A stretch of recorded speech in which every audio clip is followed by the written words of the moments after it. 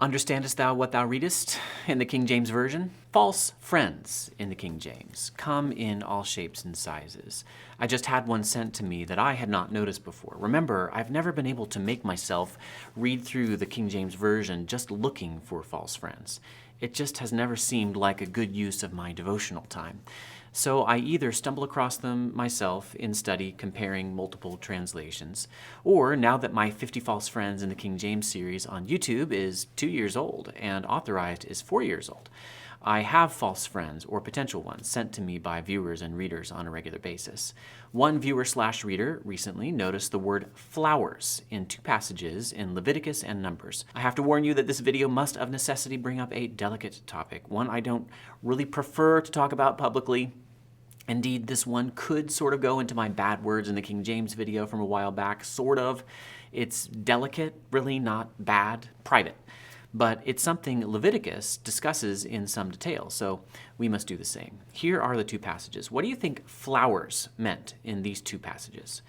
And if any man lie with her at all, and her flowers be upon him, he shall be unclean 7 days, and all the bed whereon he lieth shall be unclean. That's Leviticus 15:24. Here's the second. This is the law of him that hath an issue, and of him whose seed goeth from him, and is defiled therewith, and of her that is sick of her flowers, and of him that hath an issue, of the man and of the woman, and of him that lieth with her that is unclean. That's Leviticus 15:32-33.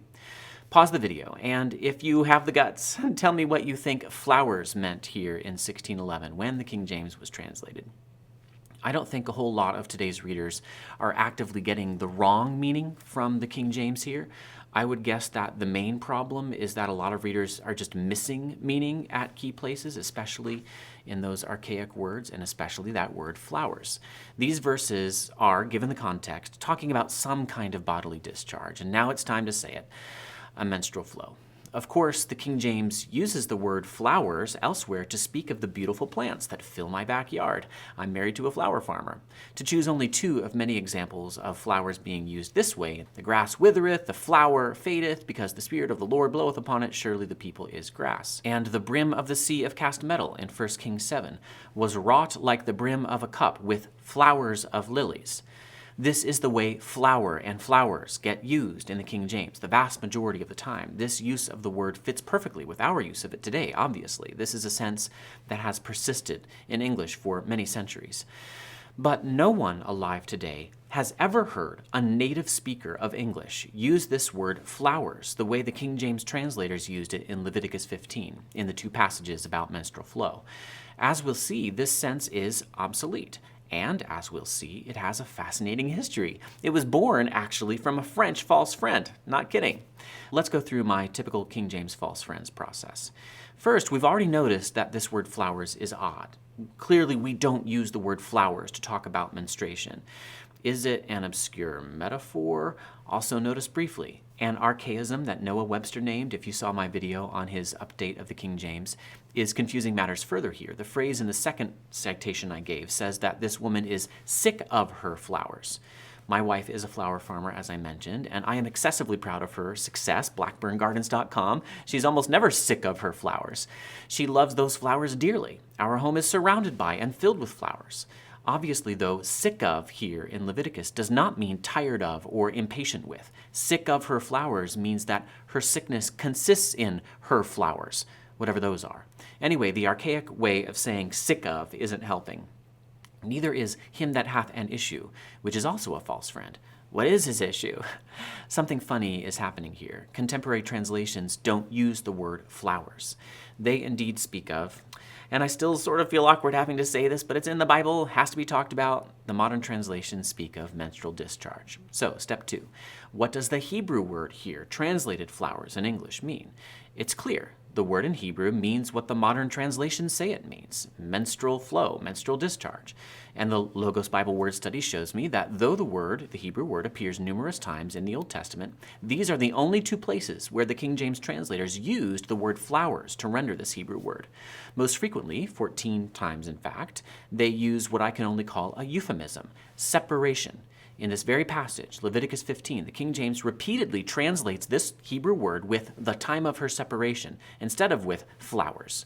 Here's an example. If a woman have an issue of her blood many days out of the time of her separation, or if it run beyond the time of her separation, all the days of the issue of her uncleanness shall be as the days of her separation. She shall be unclean. That's in Leviticus 15 also, just verse 25. Each of these instances of separation is the same word, the same Hebrew word, translated flowers just a couple verses before. This is dynamic equivalency. The King James translators are using a related thing for the thing itself. I can only see this as an effort I appreciate to be delicate. There is simply no way that this Hebrew word means separation. The event named by this Hebrew word causes a separation. The woman undergoing this experience every month must indeed separate herself from others during her time of uncleanness, according to the rules of Leviticus. But the time of her separation is not literal translation. It's a euphemism. It's dynamic. I could not find any other translation that did this. Now, step 3. What does the English word flowers mean in a context like this one, but not in King James English, but in contemporary English? Well, it's essentially meaningless. I checked all my favorite standard contemporary dictionaries, whose job, remember, is to describe the way people use flowers in contemporary English, our English, and not a single one of them, not Merriam-Webster, not the American Heritage Dictionary, not the New Oxford American Dictionary that comes on every Mac, not one of these dictionaries, contemporary dictionaries, gave a sense of flowers that fits in these verses. This sense of flowers does occur in Webster's 1828 dictionary, which described English as it was 200 years ago. But this sense does not exist in English as it's used today. The word might as well be a random concatenation of syllables. The King James could say, "And if any man lie with her at all, and her ergonomach be upon him, he shall be unclean 7 days." And still people could get the drift, the gist, from context without understanding the precise contribution of that one word. Without doing a study, I can't know for sure, but my linguistic and lexicographical gut, which is right here, predicts that many experienced King James readers will realize that the only sense of flowers that they know just doesn't fit here. They will pick up the gist from context. My gut predicts that many readers will just not quite get what's going on, even the gist. And my gut predicts a small minority of people really will be confused here. For them, it will be a false friend. They will wonder what in the world her flowers have to do with anything, and possibly even why she's so sick of her flowers. Was he giving her too many? Why was she putting them upon him? I do know that my wife, the flower farmer, has actually requested that I not buy her flowers for anniversaries. She already has enough.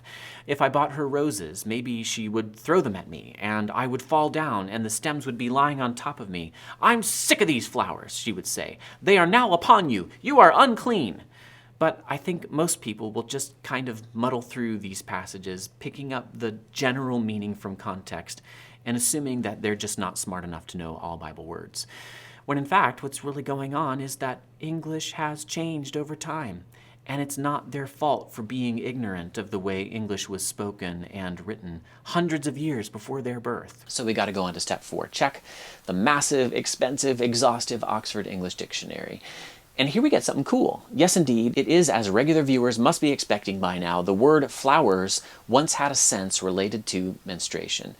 And the OED marks this sense as obsolete. You can see it right here. The OED says that around 1400, Wright and Hallowell wrote, "A woman shall in the harm bleed for stopping of her flowers." And R. Matthews, in The Unlearned Alchemist in 1662, wrote of some treatment or other, "It helpeth the stopping of the flowers." But look at the 1859 citation. It says, "The French term fleurs and the English flowers are now fallen into disuse." So Webster in 1828 was probably retaining an older sense in his dictionary, or he came at the tail end of the life of that sense. This is what language does over and over. And now for a little tidbit from the OED that you pedants out there, like me, may find interesting. Look at our word a little more closely. Did you notice that the word flowers has the word flow in it? This is a clue. Etymological clues like this one are not a universally reliable guide. As countless other Bible interpreters have pointed out, butterflies have nothing to do with butter. But this time, the OED tells us we're onto something if we notice the word flow inside the word flowers. It says that this sense developed after, that is, after the model of, French fleurs. And sure enough, that French word means flower. meant it back then too. But, says the OED, this is regarded by French scholars as a corruption of fleurs, which means flow. This is a false friend between French and English that apparently, I presume, confused English speakers at some point during the centuries of dominance that French enjoyed in England. Fleur in French means flower, as in the fleur de lis, the famous symbol of France, but fleurs in French, forgive my French, with an extra U at the beginning, sounds very similar but meant flow, not flowers. But English speakers heard this French word for flow and they thought they were hearing the word for flowers. So they used the English word to refer to the thing the French were talking about. The latter French word got transmogrified into the English flowers through this weird folk etymology. Language is so cool. Here's the linguistic upshot. If English-speaking lands were unevangelized, and if Korean Christians decided to send missionaries to America and Britain, and if those missionaries finally reached a point at which the fledgling church was strong enough to get its own Bible translation into English, and if those Korean missionaries worked hard with the American and British converts, the natives who knew English as children, to translate every obscure term in Hebrew in a way that was accurate and understandable in the target language of English, there is utterly no way that they would use a long dead sense of flowers in Leviticus 15.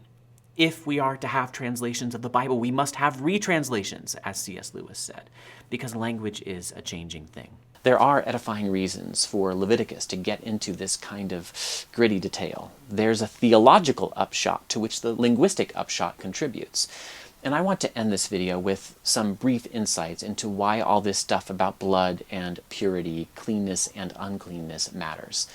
I'm going to rely this time on some theologians and Old Testament specialists such as L. Michael Morales in his Who Shall Ascend the Mountain of the Lord, a Biblical Theology of the Book of Leviticus, part of the excellent New Studies in Biblical Theology series edited by D.A. Carson, who wrote an excellent book on the King James Only debate before I was born, and then, in 2018, endorsed another such book, to the massive surprise and delight of its author. Clear? Also, I gotta thank Disciple Dojo for the recommendation of this book. Morales argues carefully that the contrast between life and death is at the heart of the clean-unclean laws. Understanding Yahweh to be the fountain of life, the spectrum between life and death may be mapped out spatially, with life and ordered cosmos at one end, and death and chaos at the other end. The nearer one approaches Yahweh, the closer one gets to life in abundance. Conversely, the further one is driven from Yahweh, the more deeply death and chaos are experienced. There's nothing immoral, sinful about basic bodily functions, but there is something in them that leans toward the death and chaos end of the spectrum. It's this spatial image, life on one side, the Yahweh side, and death on the other, that can help us understand the uncleanness laws. Morales, working a bit off another expert Bible interpreter, says, while childbirth, menstruation, and sexual intercourse would surely have been considered normal, yet they still caused uncleanness because each involved the loss of life liquids, barring people from worship until they recovered from such loss. And then Morales quotes Gordon Wenham, whose Old Testament work is renowned in the evangelical space. Wenham says, God, who is perfect life and perfect holiness, can only be approached by clean men, and women of course, who enjoy fullness of life themselves. The unclean are those who in some way have an aura of death about them, in that they manifest less than physical wholeness. In case anyone feels like it's sexist to make women unclean because of something their bodies do naturally, death that is actually necessary for the creation of life, remember that him that hath an issue is unclean too. All this reminds me of a famous phrase from R.C. Sproul, who encountered theological liberalism and rejected it because, having read the actual Bible, he realized, this is a God who plays for keeps. He means what he says, in other words. We don't live under the same clean, unclean laws as the Jews did. They were fulfilled in Christ, praise Jesus. But they teach us, they remind us that the world is charged with the grandeur of God. And if you don't understand the archaic English in this already difficult and obscure section of Scripture, you are just that much less likely to get that bigger theological point about your God. Now, hopefully, thou understandest what thou readest in the King James Version a little better.